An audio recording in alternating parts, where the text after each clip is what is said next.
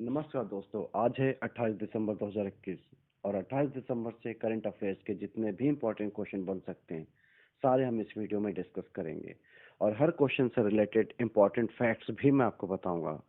दोस्तों, अगर आप इस चैनल पर पहली बार आए हैं और इस तरह आप चाहते हैं कि हर अपडेट आप तक टाइम पर पहुंच जाए तो चैनल को सब्सक्राइब करके बेल आइकन पर प्रेस करके ऑल पर क्लिक करना ना भूलें, ताकि हर एक अपडेट आप तक टाइम पर पहुंच जाए। अगर आपको वीडियो पसंद आए तो वीडियो को लाइक जरूर करना। तो चलो गाइस, हम बात करते हैं आज के करंट अफेयर्स के अपडेट्स के बारे में।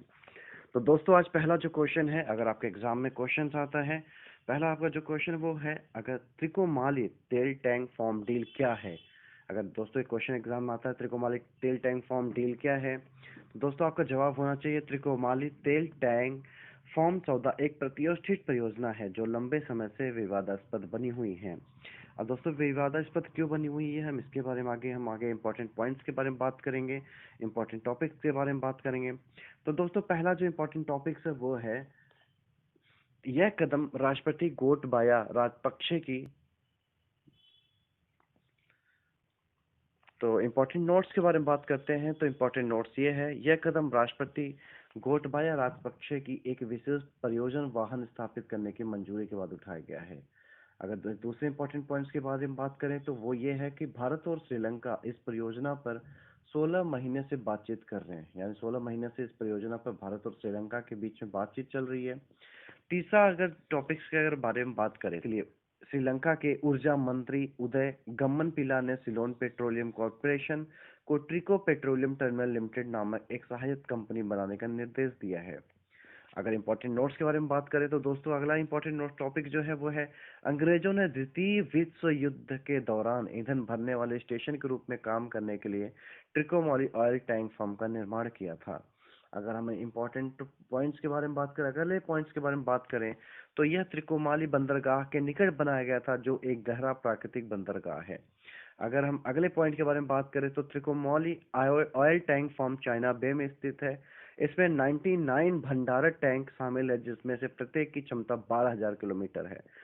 अगले जो पॉइंट है वो ये है दोस्तों, 35 साल पहले भारत लंका समझौते में तेल फार्म के नवीनीकरण के प्रस्ताव की परिकल्पना की गई थी।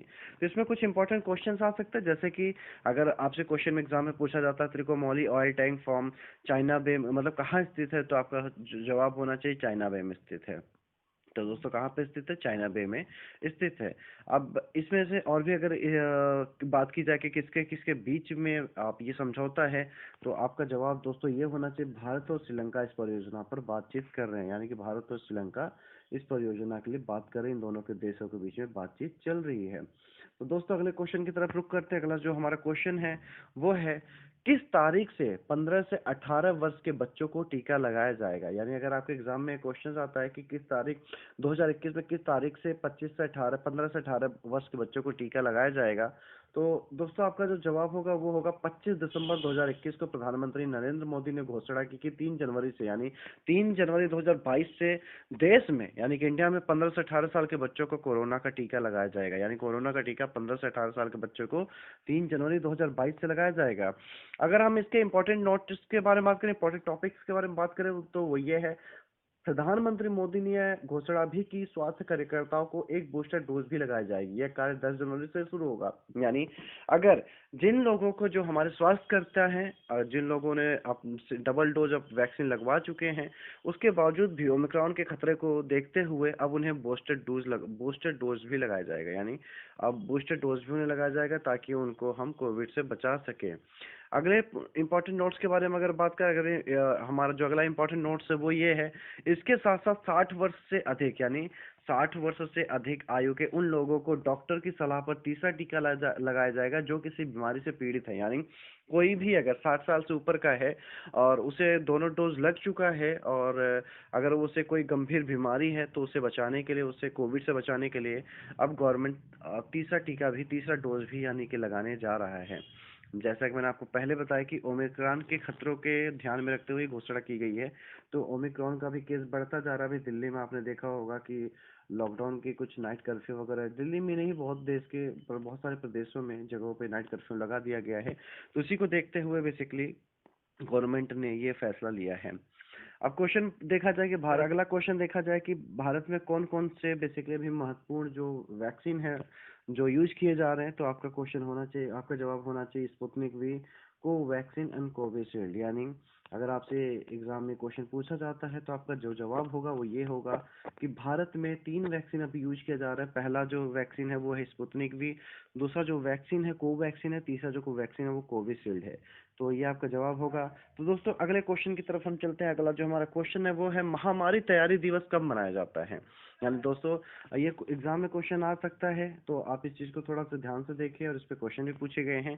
तो आपका जो पहला जो क्वेश्चन होगा, अगर आपके एग्जाम में आता है महामारी तैयारी दिवस कब मनाया जाता है, तो दोस्तों आपका जो जवाब होगा 27 दिसंबर को हाल ही में संयुक्त राष्ट्र ने, यानी 27 दिसंबर को हाल ही में संयुक्त राष्ट्र ने पहला अंतर्राष्ट्रीय महामारी तैयारी दिवस मनाया गया है। अब यह दिवस का उद्देश्य, मतलब इस दिवस का उद्देश्य क्या है? सूचनाओं के आदान प्रदान को सुविधाजनक बनाना, वैज्ञानिक ज्ञान का प्रसार और अंतर्राष्ट्रीय स्तर पर सर्वोत्तम प्रथाओं का आदान प्रदान सुनिश्चित करना है। इसमें भविष्य में कोविड-19 जैसे परिस्थितियों को रोकने में मदद मिलेगी। अब हम इसके इंपॉर्टेंट नोट्स के बारे में बात करते हैं, इंपॉर्टेंट टॉपिक्स के बारे में बात करते हैं। तो इंपॉर्टेंट टॉपिक्स, पहला जो दोस्त हमारा इंपॉर्टेंट टॉपिक्स है वो ये है, कोविड-19 का मानव जीवन पर विनाशकारी प्रभाव पड़ा है। ये आप सबको पता होगा, आप सब इसके बारे में जानते भी होंगे कि कोविड-19 का मानव जीवन पे बहुत विनाशकारी प्रभाव पड़ा है। अब इसका जो इम्पोर्टेंट पॉइंट है वो पहला वही है, कोविड-19 का मानव जीवन पर विनाशकारी प्रभाव पड़ा है। कमजोर लोगों की सुरक्षा के लिए मजबूत स्वास्थ्य प्रणाली के निर्माण की आवश्यकता है। वर्तमान में सूचना ज्ञान और वैज्ञानिक प्रथाओं के आदान प्रदान की आवश्यकता है। तीसरा जो इम्पोर्टेंट पॉइंट है वो ये है, एक महामारी वह बीमारी है जो कम समय के भीतर बड़े पैमाने पर लोगों में तेजी से फैलता है। तो बेसिकली ये आपके क्वेश्चन भी आ सकता है, इस क्वेश्चन को आप ध्यान से देख लीजिए कि महामारी किसे कहा जाता है। तो महामारी आपको बेसिकली, अगर आपके एग्जाम में क्वेश्चन आता है कि महामारी किसे कहा जाता है, तो आपका जवाब होना चाहिए एक महामारी वह बीमारी है जो कम समय के भीतर बड़े पैमाने पर लोगों में तेजी से फैलता है, उसे महामारी कहा जाता है। इसमें हम कुछ आगे अगले डिटेल के ऊपर बात करेंगे, अगले क्वेश्चन के ऊपर बात करेंगे कि अभी कुछ महामारी के कुछ बीमारियों के बारे में कि कौन कौन सी बीमारी कब कब आया है, कब कब लॉन्च हुआ है। तो पहला जो पॉइंट है वो ये है, थोड़ा सा इससे मैं जूम कर लेता हूँ।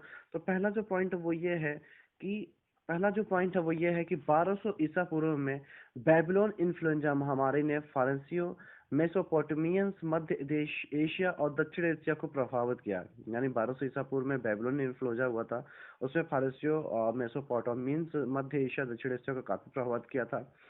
429 ईसा पूर्व और 426 ईसा पूर्व के बीच प्लेग ने लीबिया, ग्रीस, मिस्र और इथियोपिया के क्षेत्रों को संक्रमित किया था।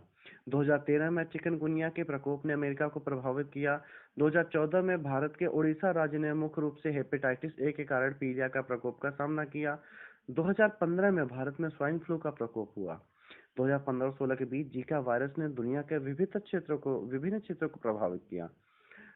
2016 में यमन में हैजा का प्रकोप हुआ और आज तक ये जारी है। यानी 2016 में यमन में हैजा का प्रकोप हुआ था और आज तक ये चलता जा रहा है।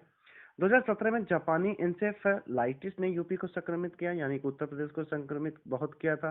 2018 में निप्पा वायरस ने भारत में केरल के कई लोगों को संक्रमित किया। एक नए प्रकार का खसरा, जिसे खसरा संक्रमित समोआ कहा जाता है, कुलाहा को खसरा ने 2019 में मलेशिया को प्रभावित किया। 2019 में नाइजीरिया में लासा बुखार का प्रकोप हुआ। 737 ईसा पूर्व में चेचक ने जापान को संक्रमित किया। तो बेसिकली ये कुछ बीमारियां थी, जो महामारियां थी, जो कम समय में बहुत लोगों को प्रभावित किया और इससे बहुत लोग परेशान भी हुए। तो दोस्तों ये आज का करंट अफेयर्स था। इसके साथ ही मैं आपको एक और वीडियो भी अपलोड करूंगा कि आज के क्या क्या इंपॉर्टेंट क्वेश्चन आ सकते हैं एग्जाम में। तब तक के लिए जय हिंद।